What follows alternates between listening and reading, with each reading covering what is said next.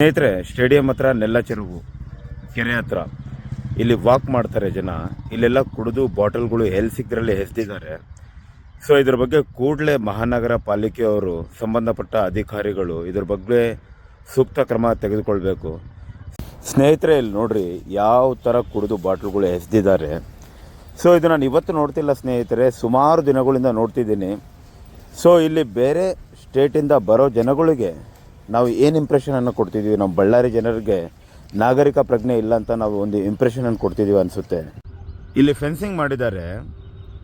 So ಕೆರೆ ಒಳಗಡೆಗೂ ನೋಡ್ರಿ ಇಲ್ಲಿ ಕುಡಿದು ಬಾಟ್ಲುಗಳೆಲ್ಲ ಹಾಕಿದ್ದಾರೆ. ಸೊ ಇದ್ರ ಬಗ್ಗೆ ಯಾವುದೇ ಕ್ರಮ ಮಹಾನಗರ ಪಾಲಿಕೆ ಆಗಲಿ, ಸಂಬಂಧಪಟ್ಟ ಅಧಿಕಾರಿಗಳಾಗಲಿ ಯಾರೂ ಮಾಡ್ತಿಲ್ಲ. ಸೊ ಇದ್ರ ಬಗ್ಗೆ ಕ್ರಮ ವಹಿಸಬೇಕು. ಕ್ರಮ ಏನಕ್ಕೆ ವಹಿಸ್ಬೇಕಂದ್ರೆ ಸ್ನೇಹಿತರೆ, ಸೊ ಇಲ್ಲಿ ಆರ್ಮಿ ಸೆಲೆಕ್ಷನ್ ಆಗುತ್ತೆ ಅಗ್ನಿವೀರ್ದು, ಹಾಗೆ ಪೊಲೀಸ್ ಸೆಲೆಕ್ಷನ್ನು ಆಗುತ್ತೆ, ಹಾಗೆ ಎಷ್ಟೋ ಸ್ಪೋರ್ಟ್ಸ್ ಇವೆಂಟ್ಸ್ ಎಲ್ಲ ಆಗುತ್ತೆ ಇಲ್ಲಿ.